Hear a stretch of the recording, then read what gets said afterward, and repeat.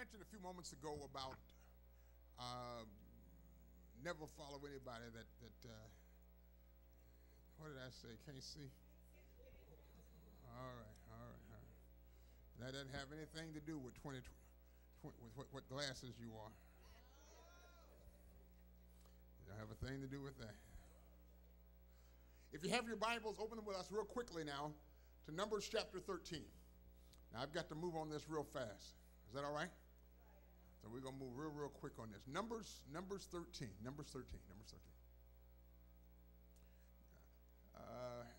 One of the members of Glad Tidings has moved back to Louisiana, and I saw her sitting here earlier today. Frances, is she here? Okay, she was here earlier. Oh, there she is over there, Frances Moore. Bless her heart, she left, and then next thing I knew, she was working in Iraq, and she wasn't in the military. And went over and did what she had to do over there. And God has blessed her. She moved back. What part of Louisiana are you in? Bastrop, Louisiana. Somebody know where that is? All right. Let's move as quickly as we can. I want to get right into this from Numbers chapter 13. Now, people say, God ain't concerned about numbers. He must be concerned about it. He named the book after him. All right, so obviously numbers matter to God. All right. Again, we're glad for Bishop Winbush. Come on, let's give him a great big God bless you, everybody.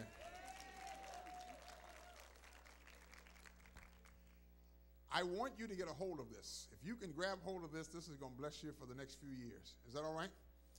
In Numbers chapter 13, verse number 1, and the Lord spake what? Unto Moses, saying what? Send thou men that they may what? Search the land of Canaan, which I what? Give unto the children of Israel. Of every tribe of their fathers shall you send a man, every one a what?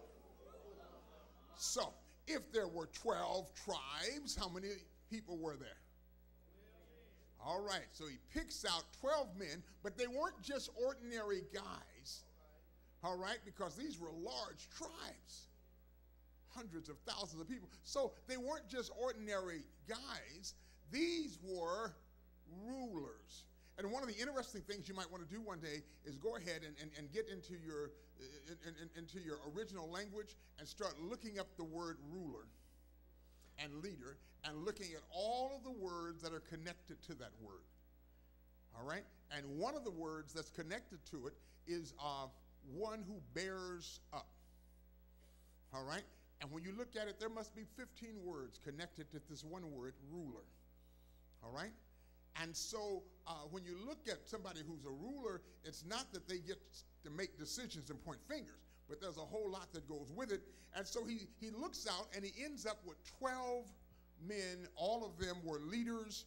All of them were rulers. And each one of them had influence over their tribe.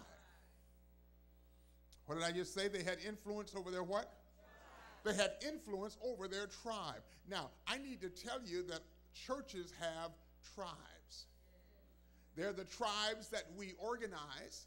I'm on tribe number 1. I'm on tribe number 2. I'm on tribe number 3. All right? But then there are some other tribes that we don't organize. They just kind of form on their own.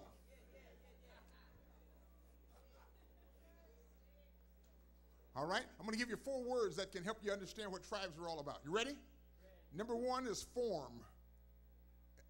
Form, F-O-R-M. Number 2 is storm. Number 3 is norm. And number 4 is perform. Now, if a tribe is going to be effective, all right, you got to go through all of those stages. Number 1 is what? You have to form the tribe, all right? And then the second thing that happens within the tribe, there's going to be a what? Storm. Everybody going to have to figure out where they are. Are you with me? Some issues going to get them all worked up, and everybody going to have to, and you're going to have a little storm starting out. Do not disband because you're having a storm. That's part of the process. Then after the storm, there's going to be what? norm, and it's going to be normal. We're going to figure out who goes where. And once we figure out where everybody's supposed to be, then we're going to what? Perform. And so all leaders understand you're going to go through those stages as you're going forward. In this case, he picks out 12 men. Each one of them was a leader. Each one represented a tribe. The Bible goes through and describes all the tribes that are here below us. All right? Now look at this. He says he gives them a job assignment. Are you with me? And he says, now here's what I want you to do. Look at verse 18, verse 17. Moses sent them to spy out the land of Canaan and said unto them, get you up, what? This way southward and go up into the what? Into the mountain and see the land, what it is, and the people that dwelleth therein, whether they be strong or weak, few or many, and what the land is that they dwell in, whether it be what? Good or bad, and what cities they be that what? Whether in terms of in strongholds. And what the land is, whether it be what? Fat or lean, whether there be what? Wood therein or not, and what? Be you of good courage and bring of the fruit of the land. Now the time was the time of the first ripe grapes. Notice he did not release them without an assignment. He did not release them with what? He did not release them without an assignment. He told them specifically what they wanted. Now, our challenge in church is that we give people titles, but we don't tell them what they're supposed to do. We just tell them when they mess up. Am I right about it? But we never told them specifically what we wanted them to accomplish. We just sent them out there, go on out there. But we didn't tell them what we wanted them to do, what we expected of them, all right? There is a book out called, you can download it, but there's a book out called High Expectations. Everybody in ministry, every pastor, every leader of the church, get a hold of that book. I'm sorry I cannot remember the name. Somebody will Google it real fast. And you'll give it to me. The man, he used to be the head of the big publishing company there in Nashville. You've got to read this book. It will change the way you go about church. People will give you the results that you expect. People will give you the results that you what? If you don't expect anything, they will never disappoint you. You'll get that sometime tomorrow. If you don't expect anything, they will what? So let me give it to you in a practical way. Before I have a new members class. I haven't given people the right hand of fellowship the Sunday they joined in probably 25 years. All right? I always take them through my new members class. Takes 6 weeks. Sometimes I'll try to do the whole thing on one day, but that's a long day. All right? And in that class during that 6 weeks, one of the things I do is I tell them what I expect. I tell them what they should expect from their pastor. And then I tell them what they can expect from their pastor. Then I tell them what I expect from them. We have a high tithing church at Glad Tidings because I tell people when they join, I expect you to pay tithes. You should expect that I'm going to preach, that I'm going to be faithful to the Lord, that I'm going to be faithful to my family, that I'm going to be faithful to this church. Are you with me today? That I'm not going to embarrass you. You should expect your pastor to preach the word and know you can depend on me laying out the truth. Are you with me today? I'm not going to back up from that. And they say, hey, man, I'm going to tell you what I expect from you. I expect you to support me. I expect you to pay your tithe. I'm going to pay mine. I expect you to pay yours. Ooh, if you tell folk that, they ain't going to, them folk going to leave. All right, I'm going on. Get the book, High Expectations. I'm just trying to give you resources. Is that all right? So he lays out what he wants them to do. Tell them, this is what I want you to do. Verse number 26. And they went and came to Moses and to Aaron and to all the congregation of the children of Israel unto the wilderness of Paran to Kadesh, and brought back word unto them and unto what? All the congregation, and showed them the fruit of the land. And they told him and said, we came unto the land whither thou what? Sentest us, and surely it floweth with what? Milk and honey, and this is the fruit of it. So far they're doing everything they were told to do. And then they get to verse 28. Nevertheless, The people be strong that dwell in the land, and the cities are walled and what? Very great. And moreover, we saw the children of Anak there. The Amalekites dwell in the land of the south, and the Hittites, and the Jebusites, and the Amorites, and the Nigrites dwell in the mountains. Did I get that right? Oh, okay. All right. I got to get these glasses focused a little better. Mountains, and the Canaanites dwell by the sea and by the what? Coast of Jordan. And Caleb stilled the people before Moses and said what? Let us go up at once and what? Possess it, for we are well able to overcome it. But the men that went up with him said, we be not able to go up against the people, for they are what? Stronger than we. And they brought up what? An evil report of the land which they had searched unto the children of Israel, saying, the land through which we have gone to search it is a what? Land that what? Eateth up the inhabitants thereof, and all the people that we saw in it were men of what? Great stature, and there we saw the giants and the sons of Anak, which come of the giants, and we were in our own sight as grasshoppers, and so we were in their sight. Chapter 14, verse 1, and all the congregation lifted up their voice and cried, and the people wept that night. Now, you got to catch hold of this, okay?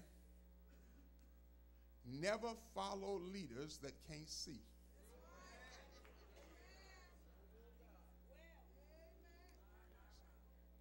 People with bad eyesight make bad drivers.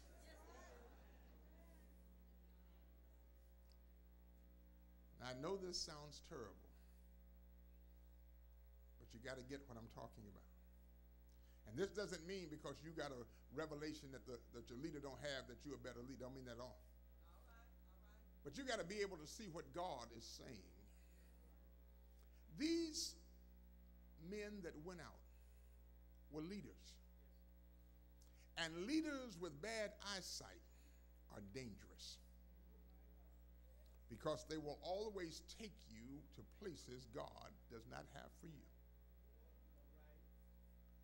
Are you with me now? The leaders, you got to watch this, end up going out, coming back, and I tell folk, never ever have a testimony service and give the mic to folk without knowing what they're getting ready to say. Negative leaders is like poison in the food.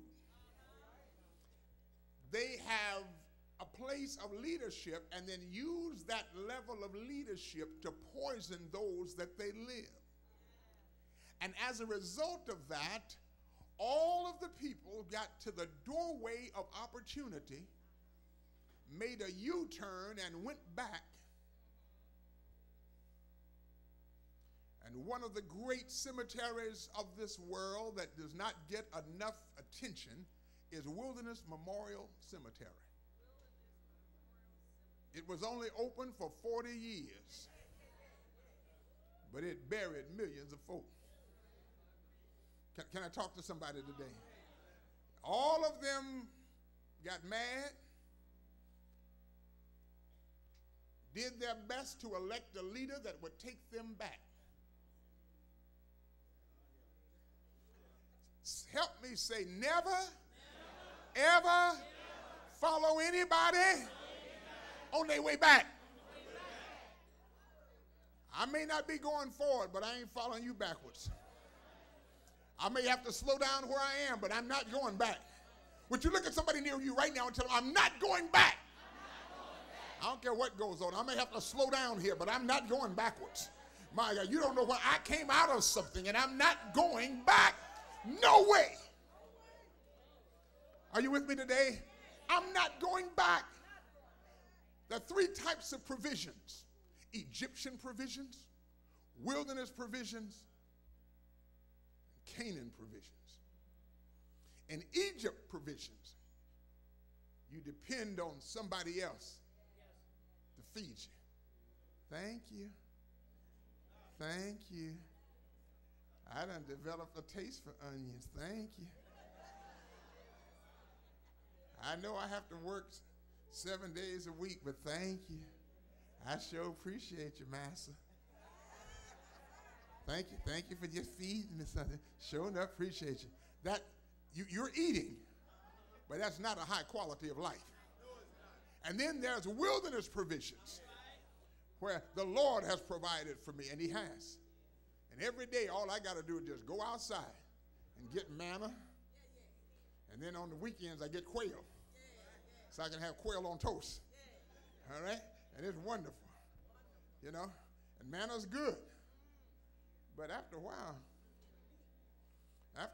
you know, you feel like, you know, can we get a little change up on this menu? Are you with me today? But some people get stuck at one place, and it was good 40 years ago. It's good now. That's wilderness provision. And then pretty soon you get the Canaan provision. In Canaan provision, you don't have to depend on the Egyptians, and you don't have to just eat the same thing. But in Canaan provision, ain't nobody giving you nothing. God just giving you the strength to do what you got to do. Do I have a witness in the house? So you can sit around. I wonder when the bishop going to help me. All right?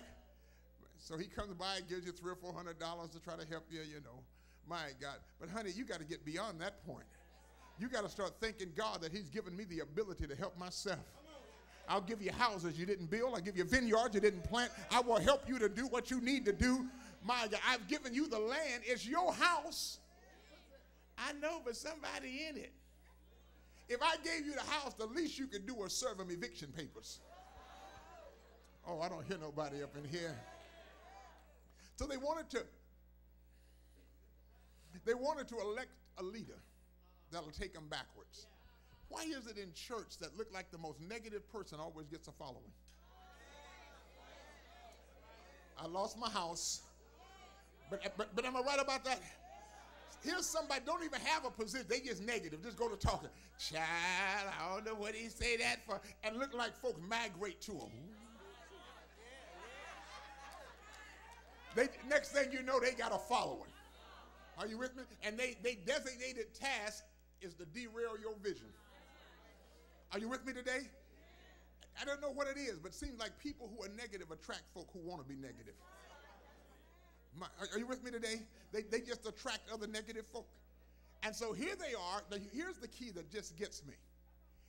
After 40 years in the wilderness, they get to the doorway of opportunity and make a U-turn and go back. Here's the killer. Based on giants they had never seen. Oh, God, I lost my house up in here. They had never even seen a giant.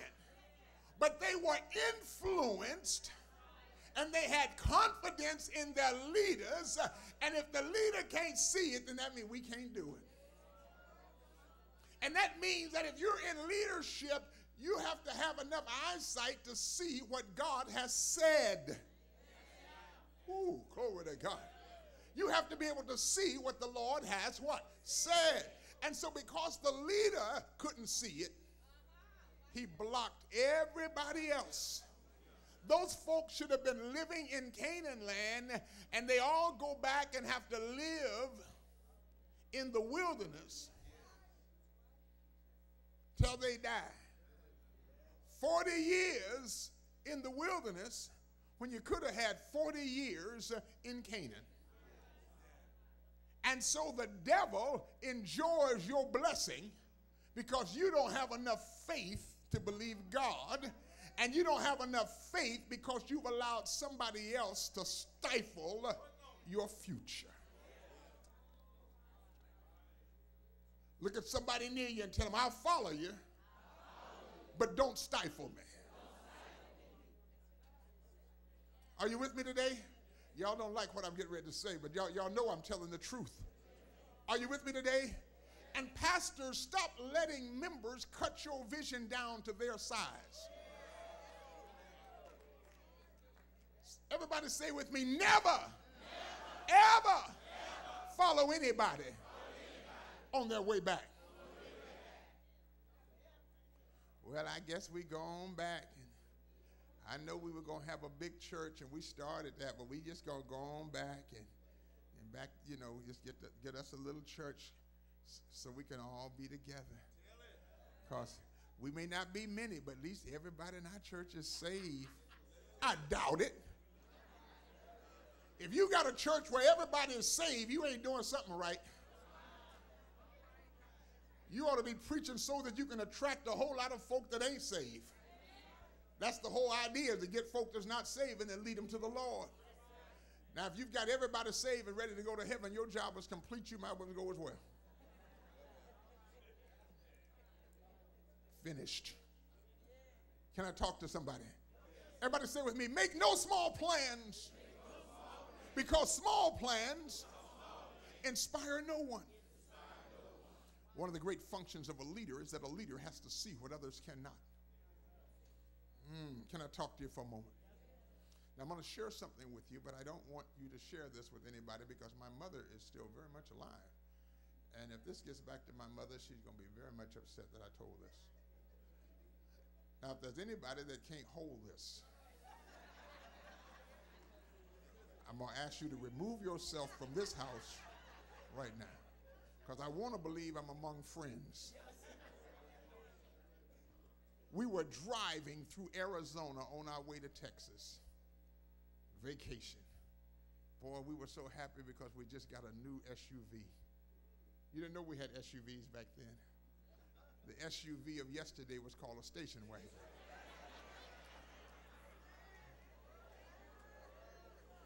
We were like the Jeffersons. We moved on up because it had wood on the side. Oh, we were tough. We were cool as we could be.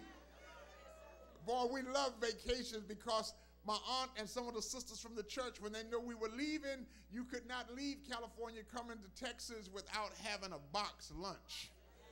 And it couldn't be a regular box. It had to be a shoe box, and it had to be lined with aluminum foil. Do I have a witness in the house? And there were two things that had to be in that box. It wasn't nothing else. You had to have some chicken. And what kind of cake? Pound cake. Am I telling the truth? Man, that chicken didn't get good until we got to New Mexico. Wasn't no refrigeration, no put it on ice, just sat in the sun, and it never went bad. And there was nothing like early morning get you a piece of chicken with some crumbs on it. Ooh, that was good. Man, we was in El Paso still eating chicken. We were on our way somewhere. We were coming through Arizona and started to hail. Hail was coming down out of the sky so hard it was hitting that car. And my mother was very nervous, and she kept tapping my father on the knee. And she said, Al, I can't see. My father he never said a word. He just kept driving that old station wagon. And she said, Al, baby, Al, I can't see. My dad just kept on driving. Finally, my mother could take it no more. And she turned around and said, Al, I can't see. I guess my father had enough. He turned around and said, you ain't driving.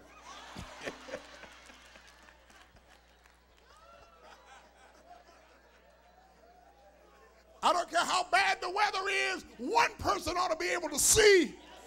Somebody help me shout who it is. The leader's got to see. I don't care how bad the storm is, the leader's got to see. I don't care how the rain comes and the hail falls, how dark it gets, somebody's got to be able to see. And that's the leader. Got to be able to see. Got to be able to open. Got to see through the storms. You got to see beyond the controversy. You got to see beyond people's fears. I know you're afraid, but come on, we got this. Are you with me today? As long as my leader can see, I can make it. We're in this wonderful complex. They was walking me all over. I've been here before, but man, they was walking me so far today. Now we're going to take you to the other side. I said, no, you're not. I'm going to take myself in that little room and sit down like I got some sense. I said, man, this place is so big, y'all ain't going to walk me to death. I'm going to sit down. Are you hearing me today? Imagine all the people that said this can't be done.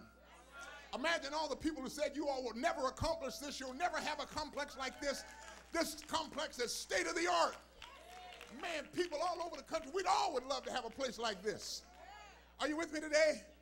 Everybody didn't see it, but thank God you had a leader that could what? Are you with me today? 10 men couldn't see it. So they kind of like had it. They were ready to vote in a new leader. Yes, sir. Let's elect a new leader. Kind of like those fleas. Did I ever tell y'all about my friends that were fleas? Fleas. They had some fleas, and these fleas went to a convention, a USAC meeting. And they went to the summer convention in Lafayette. All right, so they go to this convention, and they all are in this can, and they just buzzing around, having a good time, high-fiving each other. And somebody saw them all in there and went and put a top on it. And when the fleas got ready to get out, they hear bing, bing, bing, bing, bing, bing, bing, bing, bing, bing, bing. So they went back down, and they called an emergency conference. And they said, you know, this hurts. So we can't get out. Every time we try to fly up, it hurt. We hit our head, that hurt. This hurted us. So we can't do this. So somebody said, I'd like to move. I have a suggestion. I move that we don't jump so high and it won't hurt so much. All in favor? Aye. Ayes have it. And they went back to flying. And this time instead of bing, bing, bing, bing, bing, bing, they just heard bing, bing, bing. So they went into the second session. And they said, it still hurt a little bit. It's still hurting a little bit. They said, well, I move that we not jump as high as we're jumping now, and it won't hurt at all. So they all said aye, and they moved down some, and they just started flying around at the bottom of the can. And the person that put the top on it just went and moved the top off. And when he took the top off, they just kept flying around at the bottom until all of them died. And they didn't realize that when they stopped trying to move on, they were really moving down. Can I talk to somebody? Sometimes that noise that you hear, you need to hear that. You got to bump your head a few times. But when you bump your head, you're really just stretching your arms a little bit. My God, I'm getting ready to move to the next level. And when you get ready to go to the next level, the devil's always going to be there to try to hold you down. Are you with me here today? And the Bible said they went to weeping and crying, and they wept all night long. And they said, we go. And then they turned around and said, not only do we want to elect a leader that'll take us back, we want to kill the one we have. And they wanted to stone Moses and Aaron. They wanted to kill them.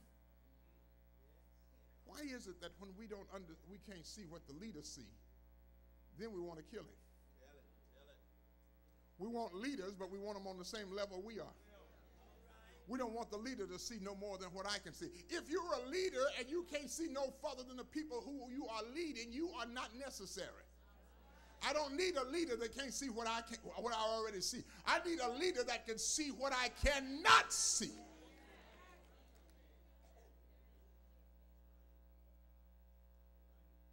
Those 10 folk got together, and then they galvanized.